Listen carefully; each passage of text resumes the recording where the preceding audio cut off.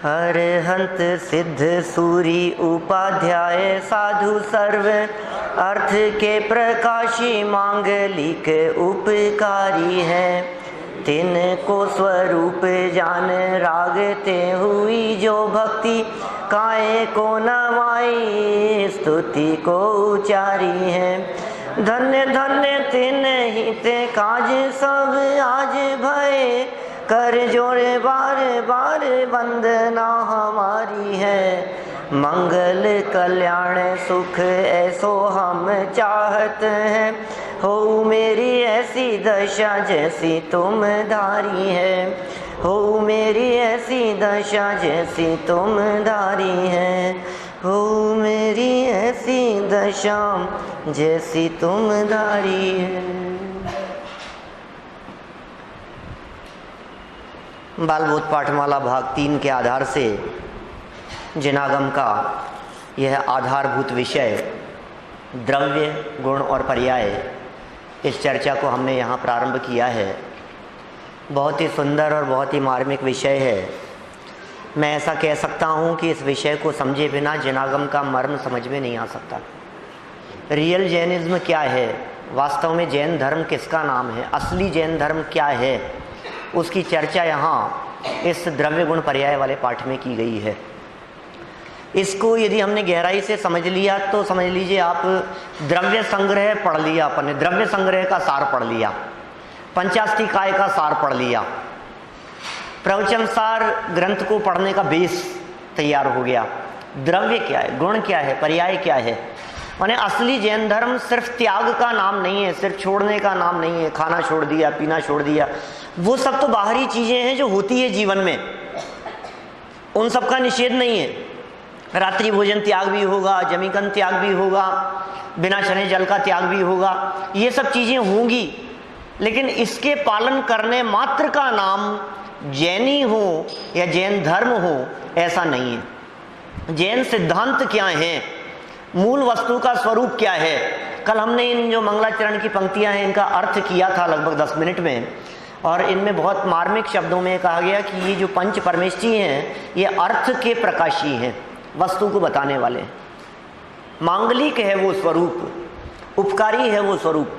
पंच परमेष्ठियों के माध्यम से जो स्वरूप हमें बतला दिया गया है वो बहुत मांगलिक स्वरूप है और बहुत उपकारी स्वरूप है, जो हमारे लिए हित करने वाला है, भला करने वाला है। देखिए क्या कहा यहाँ, 6 द्रव्य बतलाएं।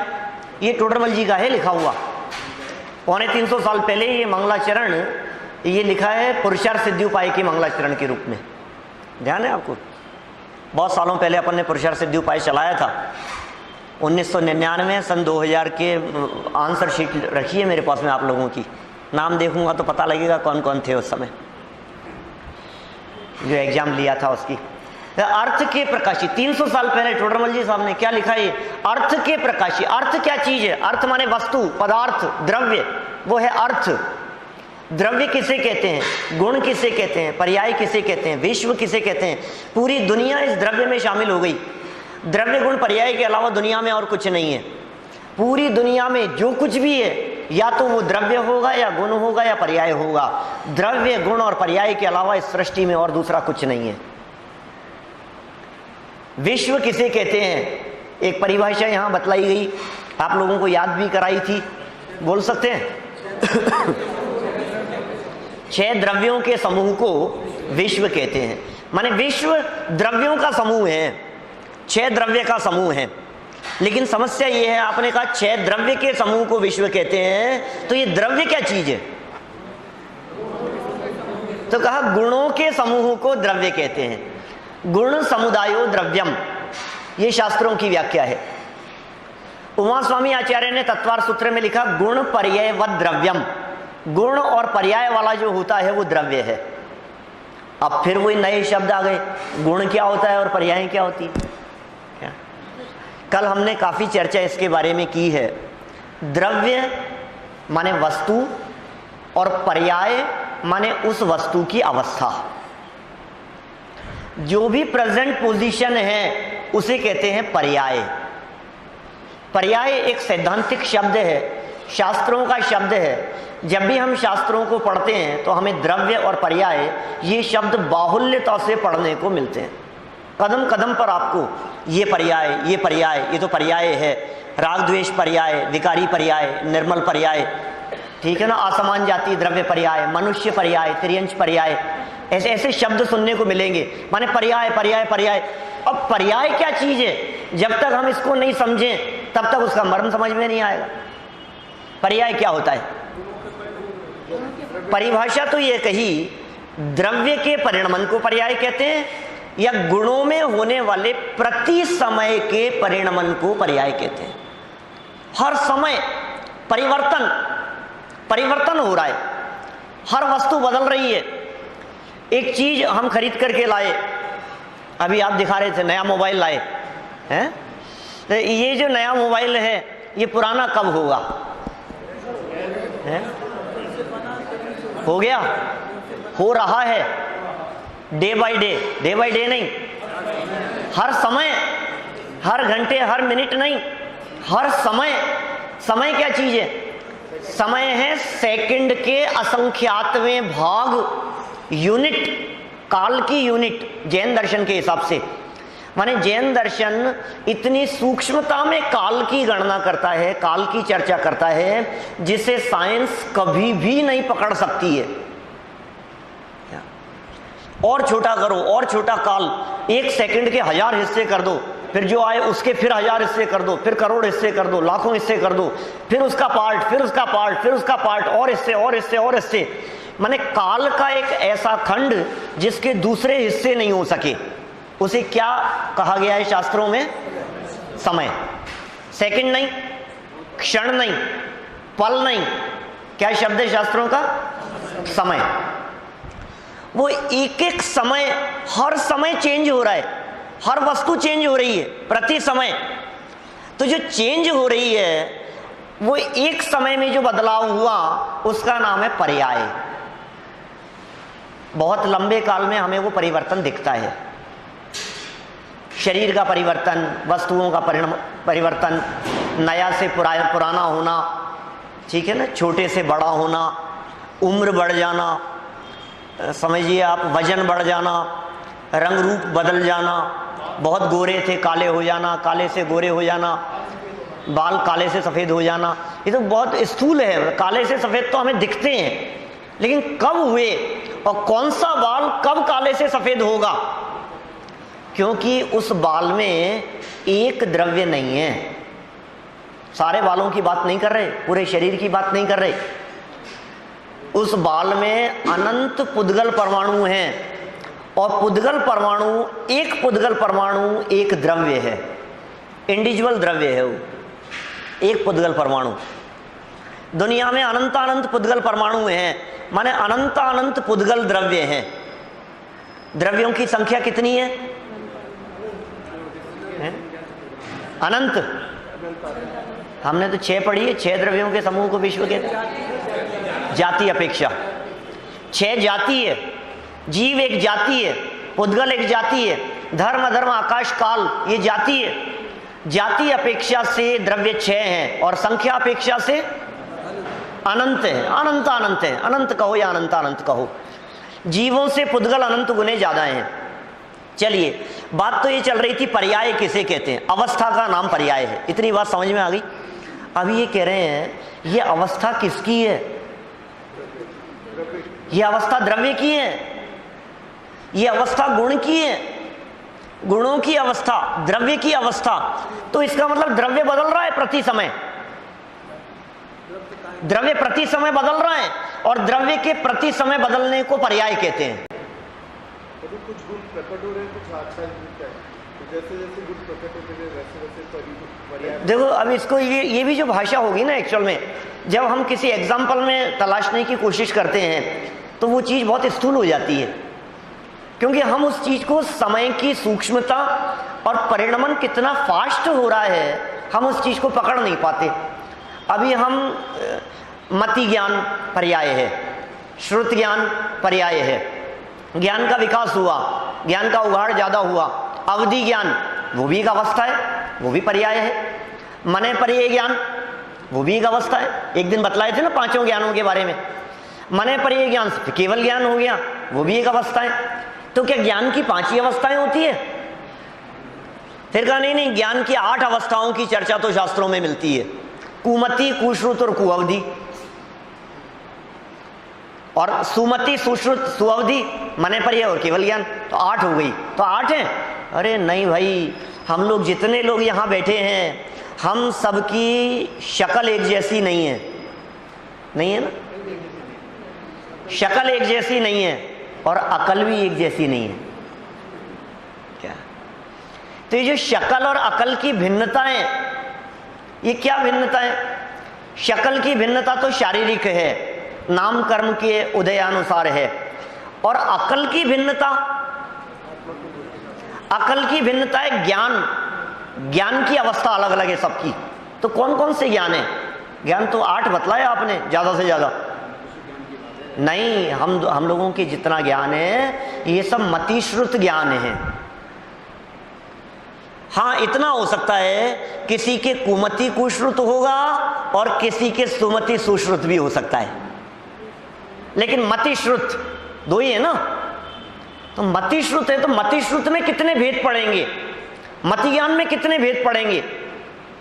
मैं तो कह रहा हूं अभी सबके ज्ञानों को मिलाने की बात नहीं, एक ही व्यक्ति का ज्ञान, कल मैंने कही थी सब, एक ही व्यक्ति का ज्ञान यहां आकर के बैठे और 5 मिनट बाद में आपका ज्ञान उसमें परिवर्तन है, हमें दिखता है। 5 मिनट बाद में हमें लगता है कि यार ये बात हमने सुनी नहीं थी, ये बात तो नहीं है, ये बात तो हमारे ख्याल में ही नहीं थी। इसका मतलब आपके ज्ञान में वृद्धि हुई है, आपके ज्ञान का विकास हुआ है, आपका ज्ञान परिवर्तित हो गया है। कुछ गलत बात हमारे दिमाग से निकल गई और कुछ बात हमारे दिमाग में, तो 5 मिनट में हर समय परिवर्तन हो रहा है, सूक्ष्म परिवर्तन प्रति समय चल रहा है। विशेष बात यहां ये कहनी है, इस परिवर्तनशील अवस्थाओं के बीच में भी एक चीज ऐसी है जो अनचेंजेबल है, उसका नाम है द्रव्य। अनचेंजेबल, नहीं बदलने वाली चीज, जो कभी नहीं बदलती है, जो नहीं बदलने वाला तत्व है वस्तु में, उसे हम कहेंगे द्रव्य। नहीं बदलने वाला तत्व वो द्रव्य कहलाता है, और बदलने वाला उसे कहो तो पर्याय। यद्यपि ऐसे कोई 2 चीजें नहीं है अलग अलग, द्रव्य अलग हो और पर्याय अलग हो, ऐसे 2 पार्ट नहीं है, द्रव्य अलग और पर्याय अलग, ऐसे 2 पार्ट नहीं है। लेकिन समझने समझाने की दृष्टि से शास्त्रों में द्रव्य और पर्याय ऐसे 2 पार्ट करके बतलाए हैं, समझने की दृष्टि से। वस्तु 2 नहीं है। रवि भी समझ में आ रही है बात? माने कठिन नहीं है बात, आप गहराई से समझेंगे तो समझ में आएगी। भीम जी भाई साहब आपके लिए विशेष है ना, द्रव्य और पर्याय 2 चीज नहीं है, देखने के नजरिए 2 हैं। क्या कहा? चीज 2 नहीं है, वस्तु 2 नहीं है, वस्तु को देखने के नजरिए 2 हैं, एंगल 2 हैं। और वो दोनों एंगल कौन कौन से? एक एंगल वो है जो एंगल ये कहता है ये तो वही है, ये वही अमिताभ बच्चन है, क्या और पर्याय चेंजिंग है, ये वही विनोद खन्ना है। अरे उसमें देखा था और अभी देखो, अभी मरा कितने दिन पहले, 2-4 दिन पहले, ये वही है। शक्ल पहचानने में आ रही है हमारे को, ये वही है, वही है। तो जो वही वाला जो तत्व है, इसका नाम है द्रव्य। और वही होते हुए भी कितना बदल गया, ये जो बदलने वाली जो बात दिखाई दे रही है, ये है पर्याय। आप वही हो, कितनी जगह साथ में अपन ने इतने सालों के अंदर कितनी जगह मिले, अपन साथ में रहे, आज भी वही है कि नहीं बहुत बदल गए। कोई कहता आप तो बिल्कुल नहीं बदले इतने सालों में भी, आप तो बहुत बदल गए। तो ये जो बदल गए आप तो, ये जो आप तो शब्द दिखा रहा है, ये कोई चीज ऐसी है जो उसमें कॉमन है, अनचेंजेबल है, बस उसका नाम है द्रव्य। वो पकड़ में आ जाए, बदलते हुए पर्यायों की अवस्थाओं में, बदलती हुई इस परिणमन व्यवस्था में नहीं बदलने वाला तत्व पकड़ में आ जाए, समझ लो जैन धर्म का मर्म पकड़ में आ गया।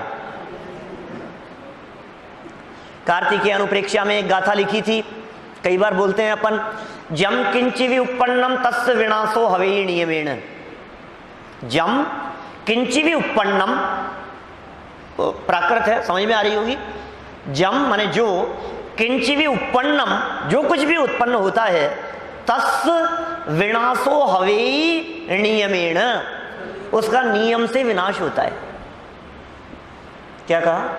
दुनिया में जो चीज बनती है वो चीज नियम से बिगड़ती है, जो उत्पन्न होती है वो नियम से नष्ट होती है, जो पैदा होगा वो नियम से मरेगा, जो प्रकट होगा वो अस्त होगा, जो उदय होगा उसका अभाव होगा, अस्त होगा। ये नियम है, प्रकृति का नियम है, शाश्वत नियम है ये।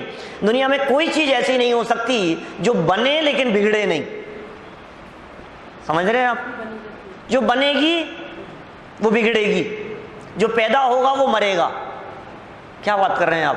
हाँ, शरीर अवस्था रूप से जन्म हुआ है तो शरीर का वियोग होगा, मरण भी होगा, संयोग का वियोग नियम से होगा। लेकिन ये तो क्षणभंगुरता की बात कही, अकेले क्षणभंगुरता को बतलाने वाला जैन धर्म नहीं है। क्या? जैन धर्म भी क्षणभंगुरता की बात करता है। क्षणभंगुरता की बात करना ये कौन सा पक्ष है वस्तु का? पर्याय पक्ष। पर्याय पक्ष, क्षणभंगुरता की बात करना पर्याय वाला पक्ष है, नष्ट होने वाला है, नष्ट हो जाएगा, छूट जाएगा, बदल जाएगा। कौन सा पक्ष है? पर्याय वाला पक्ष। देखो भाई, जैन धर्म अकेले पर्याय की बात नहीं करता, जैन धर्म द्रव्य की बात भी करता है। जैन धर्म अकेली क्षणभंगुरता की बात नहीं करता, जैन धर्म नित्यता की भी बात करता है। समझ में आ रही है कुछ बात? क्योंकि जैन धर्म अनेकांतवादी है। क्या? अनेकांतवादी का मतलब क्या है? अनेकांतवाद क्या चीज है? जैन धर्म का स्यादवाद क्या चीज है? ये द्रव्य पर्यायात्मक वस्तु की स्वीकृति, इसका नाम जैन धर्म का अनेकांत है। सारी दुनिया में अनेकांत का मटिया मेट कर दिया लोगों ने, स्वरूप ही बिगाड़ दिया। अनेकांत का मतलब दिन में भी भोजन कर लो, रात में भी कर लो, यही अनेकांत है। अनेकांत का मतलब क्या है? हिंसा में भी धर्म है, अहिंसा में भी धर्म है, ये अनेकांत है। ऐसा थोड़ी ना होता है अनेकांत। क्या? ऐसा भी सही, ऐसा भी सही, तुम भी सही, हम भी सही, इसका नाम अनेकांत है। बड़े बड़े मंचों पर, सभाओं में यही बातें कही जाती है। अरे साहब, सब जैन धर्म कितना उदारवादी दर्शन है, अनेकांत है हमारे यहाँ, स्यादवाद की बात है, सब सही है, सब सही है। कि नहीं भैया, सब सही नहीं। एक नित्य पक्ष भी है, एक अनित्य पक्ष भी है, और दोनों पक्षों की स्वीकृति, उसका नाम अनेकांत है। नित्य पक्ष वो द्रव्य वाला पक्ष है, अनित्य पक्ष वो पर्याय वाला पक्ष है। समझ में आ रही है बात? माने आत्मा वो नित्य है, अकेला आत्मा ही नहीं, पुद्गल भी नित्य है, अवस्थाएं बदल रही है। पुद्गल द्रव्य नित्य है, ये पुद्गल स्कंद नित्य है, ये नहीं कह रहे। असली पुद्गल द्रव्य परमाणु है। विकास जी ख्याल में आ रही है? असली पुद्गल द्रव्य परमाणु है। अवस्था बदल जाएगी। हमने एक दिन पहले कही थी शायद इस तरह की बात, शायद हो सकता है द्रव्य वाला पाठ पढ़ाते समय कही हो। पेड़ है, फर्नीचर बन जाता है, लकड़ी बन जाती है, अवस्था बदल गई।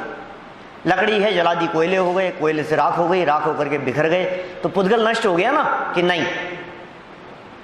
किताब थी, डायरी थी, फाड़ दी, पेज अलग अलग हो गए, जला दिए, बारीक बारीक हो गया, वो ब्लैक राख हो गई, उड़ गया, सब खत्म हो गया। अब तो नष्ट हो गया, बिल्कुल अस्तित्व नष्ट हो गया। इस धोखे में मत रहना, किसी भी द्रव्य का अस्तित्व कभी नष्ट नहीं होता।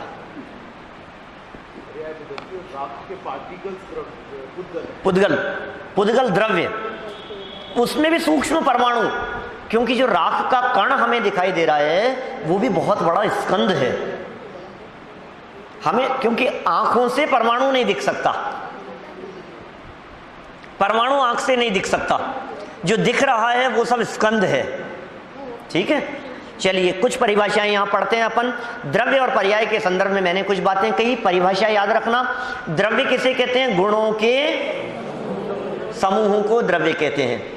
ठीक है, पर्याय किसे कहते हैं? गुणों के परिणमन को, वस्तु के परिणमन को, वस्तु के परिवर्तन को, द्रव्य में होने वाले प्रति समय परिवर्तन को, उसे कहते हैं पर्याय।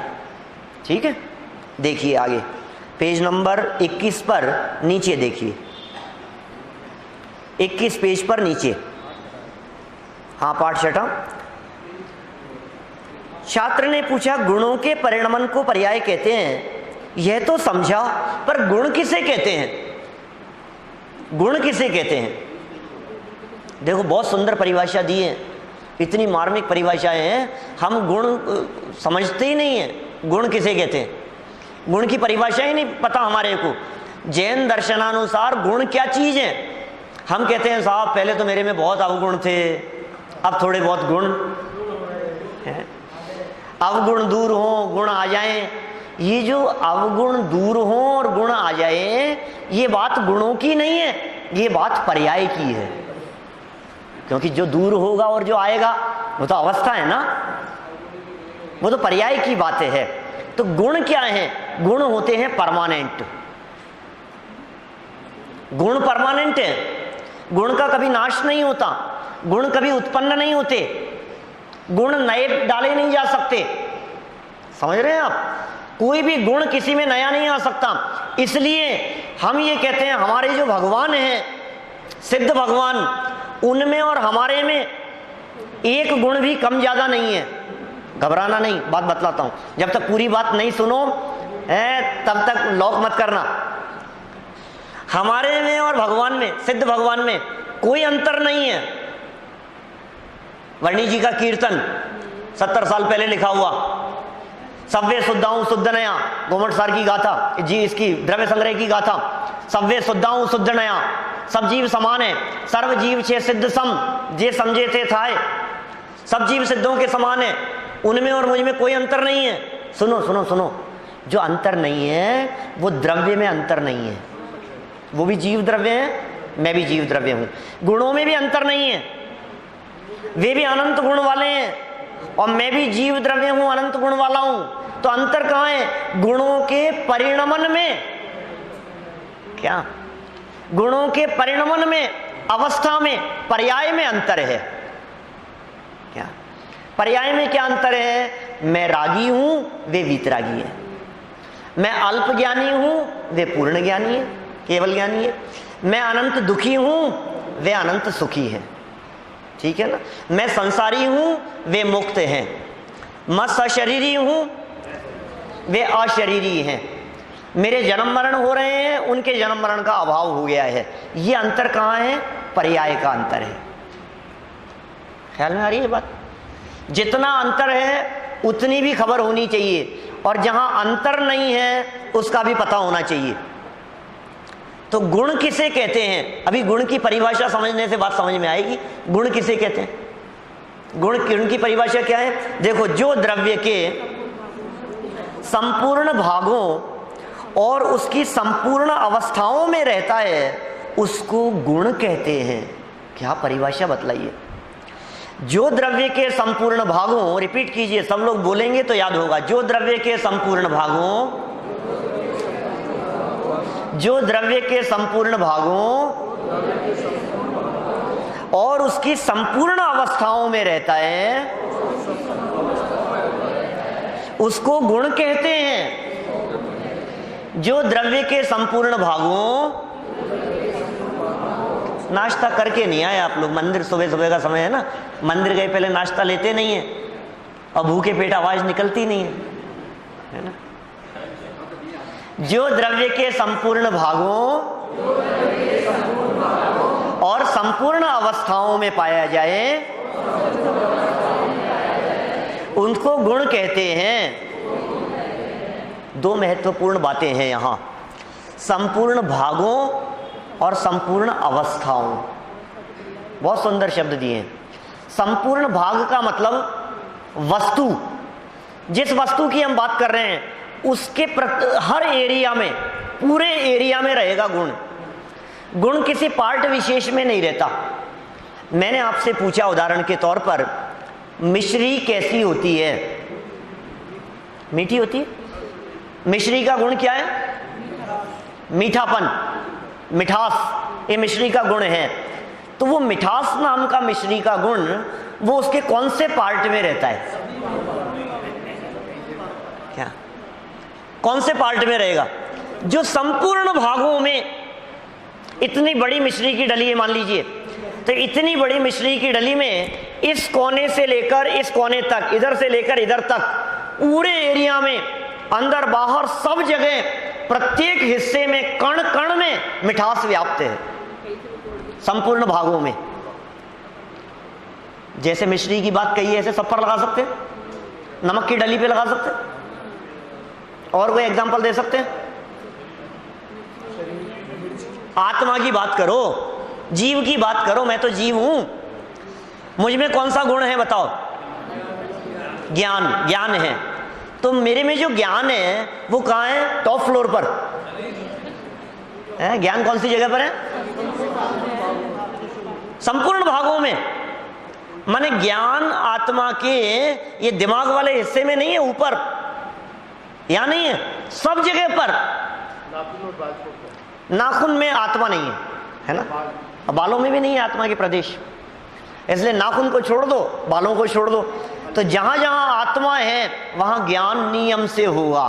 संपूर्ण भागों में भाग शब्द का जो प्रयोग किया है वो प्रयोग किया है क्षेत्र के अर्थ में, एरिया के अर्थ में। और यहां ब्रैकेट में एक शब्द दिया था, नया शब्द है सभी लोगों के लिए, यहां शब्द दिया है प्रदेश। ये भी जैन दर्शन का, जैनागम का, जैन शास्त्रों का एक पारिभाषिक शब्द है, प्रदेश। प्रदेश क्या होता है? प्रदेश क्या होता है? हम लोग कौन से प्रदेश में रहते हैं? राजस्थान, मध्य प्रदेश, उत्तर प्रदेश, ये सब प्रदेश है ना।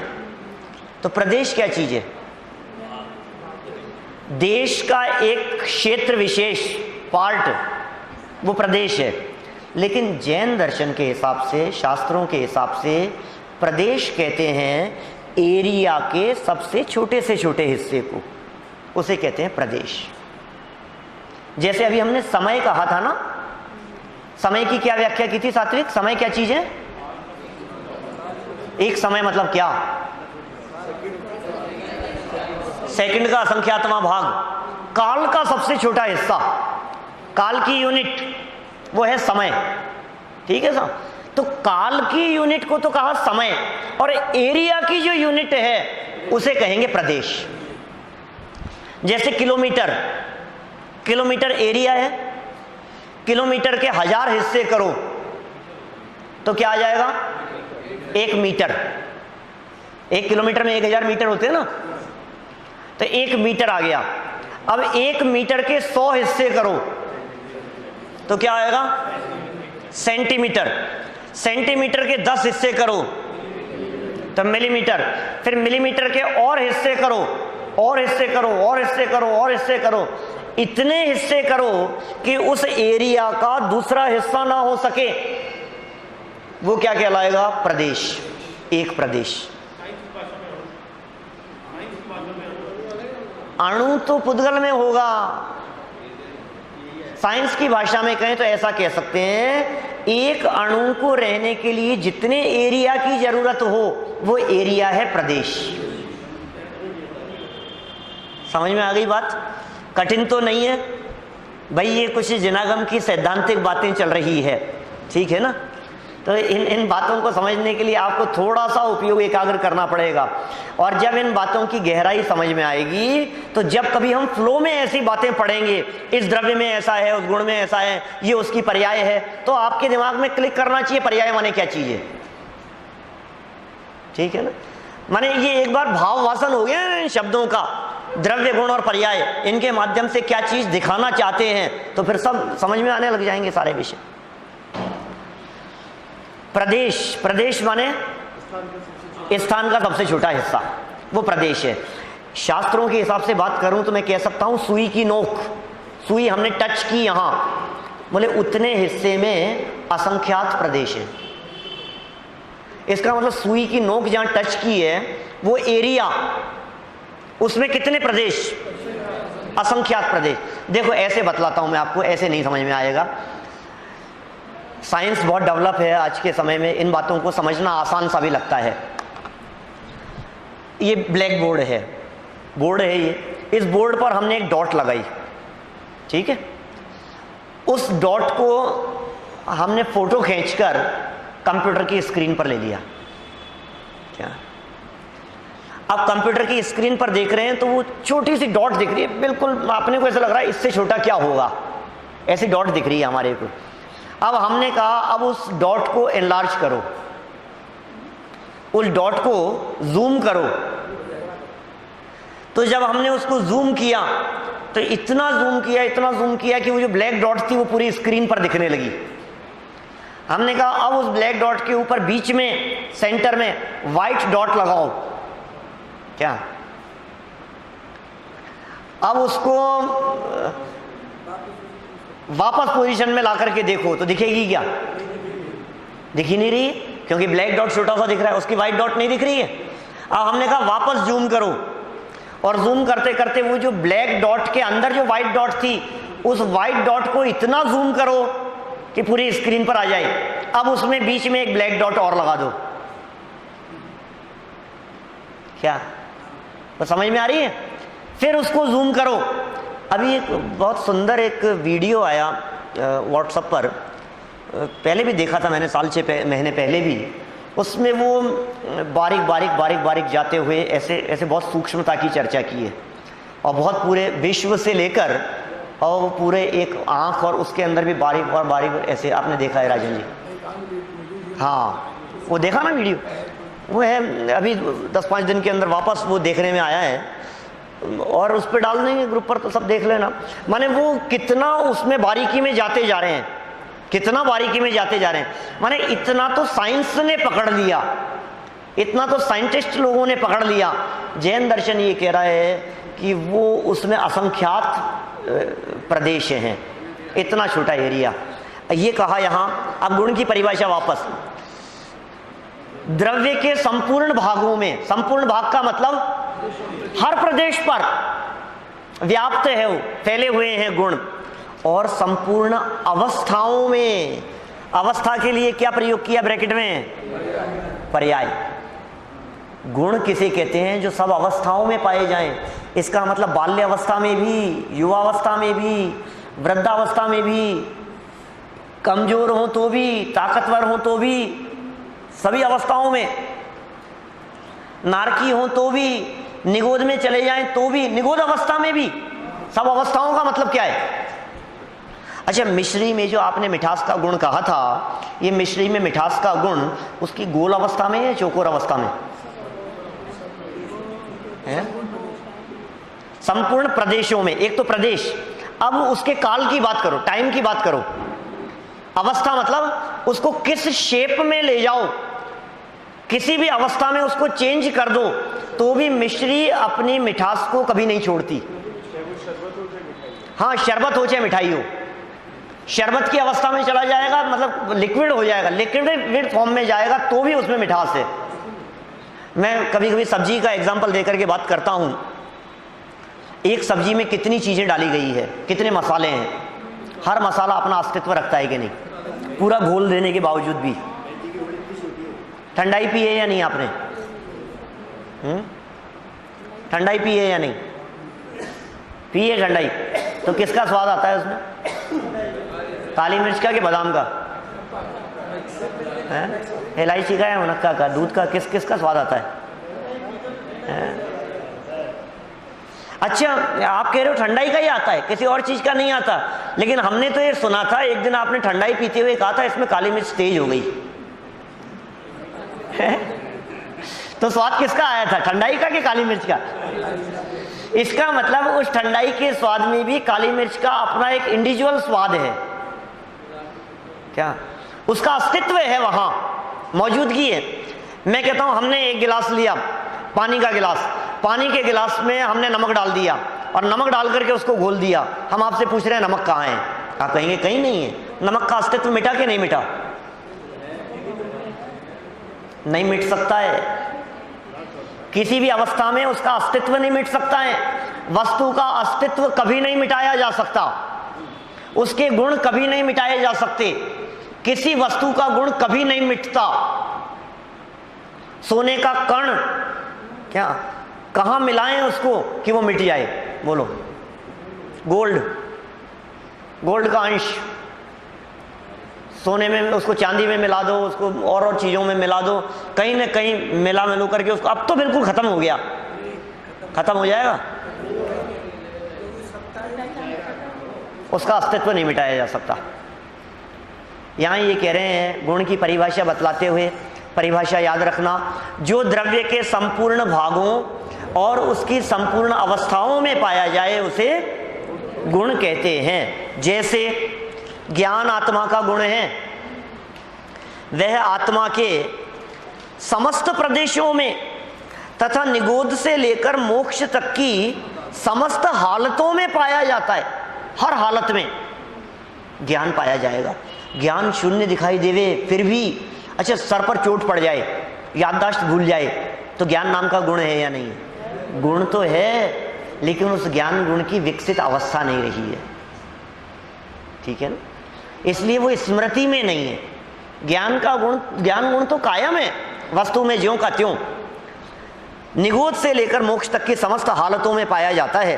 अतः आत्मा को ज्ञानमय कहा जाता है। ज्ञान में है वो मेमोरी, है ना, वो पुद्गल में नहीं है, लेकिन प्रभावित होती है।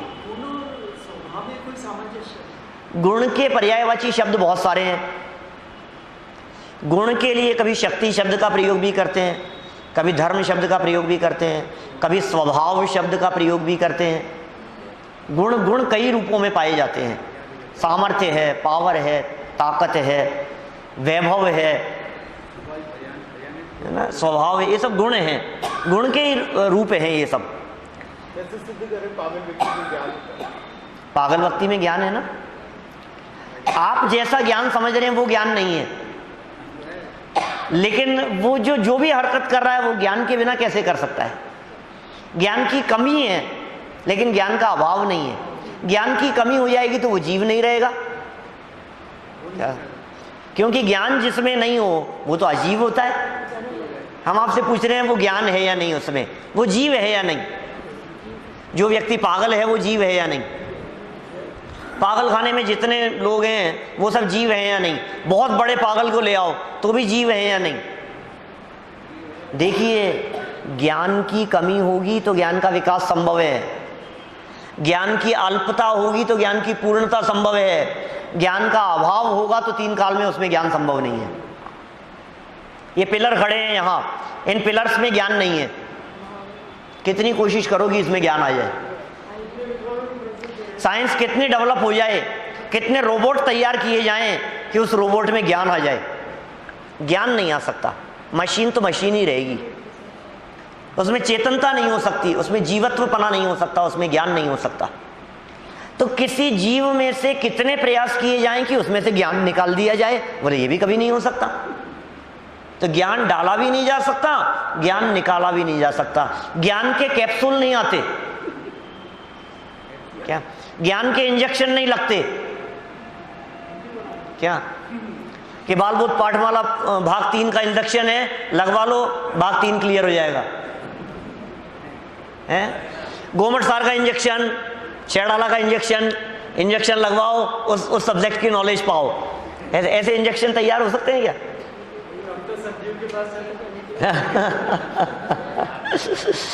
देखो क्या कह रहे हैं यहाँ, आत्मा में ज्ञान जैसे अनंत गुण हैं, आत्मा में ही क्या, समस्त द्रव्यों में, प्रत्येक द्रव्य में अपने अपने अलग अलग अनंत गुण हैं, सब में होते हैं।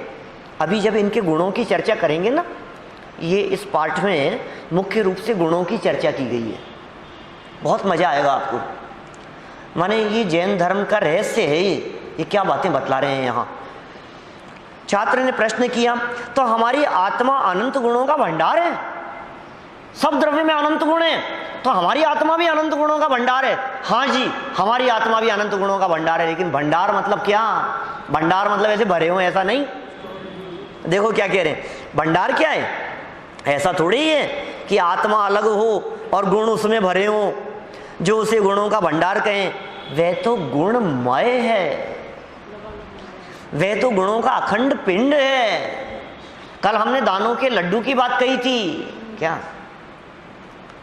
जैसे समझिए लड्डू में शक्कर और शक्कर का लड्डू, दोनों में अंतर समझ में आ रहा है? लड्डू में चीनी और चीनी का लड्डू, तो चीनी का लड्डू मतलब क्या है? चीनी से ही बना हुआ है, चीनी के ही बहुत सारे परमाणु, अनगिनती परमाणु, चीनी के अनगिनती दाने, वो ग्रुप है, वो चीनी का लड्डू है। ऐसे ही कह रहे हैं आत्मा में अनंत गुण, तो ये ऐसा नहीं है लड्डू में चीनी जैसा, ये चीनी के लड्डू जैसी स्थिति है। अनंत गुणों के ग्रुप के अतिरिक्त द्रव्य और क्या है? गुणों के समुदाय को ही तो द्रव्य कहते हैं। क्या?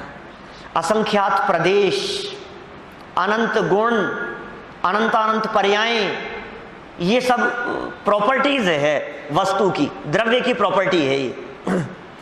प्रश्न किया अनंत गुण कौन से हैं? लो साहब बता सकते हो क्या आप लोगों में से कोई अनंत गुण कौन से हैं? जवाब क्या होगा? क्या बात करते हो? क्या अनंत भी गिनाए या बताए जा सकते हैं? अनंत भी गिनाए जा सकते हैं क्या? बताए जा सकते हैं क्या? कुछ तो बताइए। अनंत नहीं गिनाए जा सकते तो? गुण दो प्रकार के होते हैं, सामान्य और विशेष। याद रखना विकास जी, मनोज जी साहब, क्या कहा? गुण दो प्रकार के होते हैं, सामान्य गुण और विशेष गुण। अब सामान्य गुण और विशेष गुण की परिभाषा, यहां तक का कोर्स है भी अपना, है ना? कल आगे बढ़ेंगे फिर सामान्य कौन कौन से हैं, विशेष क्या क्या हैं। सामान्य गुण किसे कहते हैं? जो गुण सब द्रव्यों में रहते हैं उनको सामान्य गुण कहते हैं। परिभाषा क्या हुई? जो गुण सभी द्रव्यों में रहे, कॉमन है। क्या बात कर रहे हो? जीव में और पुद्गल में भी कुछ कॉमन हो सकता है क्या? मेरे में और इसमें भी कुछ कॉमन हो सकता है क्या? मैं जीव हूं या अजीब है? कि हाँ, बहुत सी बातें ऐसी हैं जो कॉमन है, बहुत से गुण ऐसे हैं जो कॉमन है। उन गुणों को क्या कहा है? सामान्य गुण। सामान्य गुण की परिभाषा एक बार दोहरा लेते हैं अपन। जो गुण सब द्रव्यों में रहते हैं उनको सामान्य गुण कहते हैं। बोलो, सामान्य गुण किसे कहते हैं? जो गुण सब द्रव्यों में रहते हैं, सब द्रव्यों में समान रूप से पाए जाते हैं, उनको सामान्य गुण कहते हैं। और जो सब द्रव्यों में न रहकर अपने अपने द्रव्य में हो, उन्हें विशेष गुण कहते हैं। कि साहब समझ में थोड़ी कम आई ये बात, क्या थोड़ी कम समझ में आई? सामान्य गुण मतलब सब द्रव्यों में रहते हैं, विशेष गुण मतलब जो अपने अपने में रहते हैं। कोई बात थोड़ी सी समझाओ ना। देखो, जैसे अस्तित्व गुण सब द्रव्यों में पाया जाता है, अस्तित्व जीव में भी है, अस्तित्व पुद्गल में भी है। पुद्गल के परमाणुओं का भी अस्तित्व है, क्योंकि नष्ट नहीं किया जा सकता है। इसका मतलब ये जो अस्तित्व नाम का गुण है ये सामान्य है। सब द्रव्य का मतलब जीव, पुद्गल, धर्म, अधर्म, आकाश और काल, इसका नाम है सब द्रव्य। तो जो सब द्रव्य में पाए जाएं वो क्या हुआ? सामान्य गुण। अतः वह सामान्य गुण हुआ। और ज्ञान गुण सिर्फ आत्मा में ही पाया जाता है, अतः जीव द्रव्य का विशेष गुण हुआ। जीव किस में पाया जाता है? जीव में क्या पाया जाता है? ज्ञान। ज्ञान इस माइक में है क्या? नहीं है? अच्छा, कंप्यूटर में तो बहुत ज्ञान भरा है साहब। इंटरनेट के तो ज्ञान की आप कल्पना नहीं कर सकते। आजकल तो इंटरनेट और गूगल पर कितना ज्ञान है। ज्ञान है ना उसमें, कंप्यूटर में? नहीं, उसमें ज्ञान नहीं है, स्टोरेज है। ठीक है ना? वो स्टोरेज है, और उस स्टोरेज में आप जैसा सर्च करते हैं वो क्विक सर्च हो जाता है। फास्ट सर्चिंग फैसिलिटी है वहां। आप शब्द डालो और तुरंत वो चीज निकल के सामने आ जाती है। लेकिन ज्ञान तो अपने में है। क्या मैं आपसे पूछता हूं, वो खराब वस्तु, खराब से खराब वस्तु के बारे में डालो उसमें, कंप्यूटर में, तो उस वस्तु से उसको कितनी तकलीफ होती है? कि बिल्कुल नहीं। और अच्छी चीज, उसमें डायमंड के पिक्चर निकालो आप, तो उसको कितना अच्छा लगता होगा कंप्यूटर को। सुख दुख का वेदन नहीं होता। क्योंकि वो जीव नहीं है, उसमें ज्ञान नहीं है, इसलिए फीलिंग नहीं है, वो अचेतन है। ये कह रहे हैं ज्ञान नाम का गुण विशेष गुण क्योंकि जीव में है। अच्छा, स्पर्श रस गंध वर्ण, स्पर्श रस गंध वर्ण गुण पुद्गल में है, पक्का? तो जो गुण पुद्गल में है वो जीव में नहीं है, इसका मतलब वो गुण विशेष गुण है, इंडिविजुअल द्रव्य में पाया जा रहा है। कुछ ऐसे गुण हैं जो जीव, पुद्गल, धर्म, अधर्म, आकाश और काल, इन 6 द्रव्यों में समान रूप से पाए जाते हैं, उन गुणों को कहते हैं सामान्य गुण। और जो सब द्रव्यों में समान रूप से न पाए जाएं, जो जीव में अलग हों, जो पुद्गल में अलग हों, जो धर्म, अधर्म, आकाश काल में अलग हों, उन गुणों को कहते हैं विशेष गुण। 2 तरह के गुणों की यहाँ बात कही। सामान्य गुण 6 प्रकार के कहे हैं, मुख्य रूप से 6 बातें कही है। उनके संदर्भ में शास्त्रों में 6 सामान्य गुण प्रसिद्ध हैं। होते तो अनेक हैं, अनगिनती हैं, लेकिन 6 कहे गए हैं विशेष रूप से। उनकी क्या चर्चा है, उनका क्या स्वरूप है, उनको जानने से क्या लाभ है, और विशेष गुण कौन कौन से द्रव्यों में कैसे होते हैं, इसकी चर्चा के लिए हमें कम से कम 2 दिन और चाहिए। हम चर्चा करेंगे कल और परसों। अभी जितनी बातें बतलाई है, आप एक बार गहराई से उन बातों को दोबारा सुनना, गहराई से उन बातों पर अमल करने का प्रयास करना।